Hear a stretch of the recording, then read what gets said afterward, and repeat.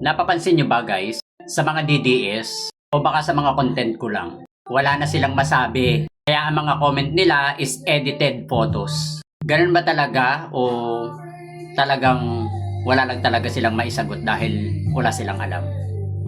Ganun ba talaga pag 80-80? Marami namang pwedeng sabihin related dun sa mga pinagkomentan nyo na videos. Pero ang nakakapagtaka dito, ang mga comment nila puro edited photos. Kung wala na kayong masabi, don't worry, I understand. Hindi ko kasi alam yung feeling ng pagiging 80-80. I think kayo mga DDS, professional kayo doon. The reason why I understand you. Well anyway, ipagpatuloy nyo lang yan. Pero tandaan nyo, hindi kaming mga loyalist ang dahilan kung bakit nasisira yung sinusuportahan nyo. Dapat ang sisihin nyo yung mga sarili nyo. Dahil hindi nyo kayang ipagtanggol yung iniidolo nyo. Sabihin na nating, you didn't make it.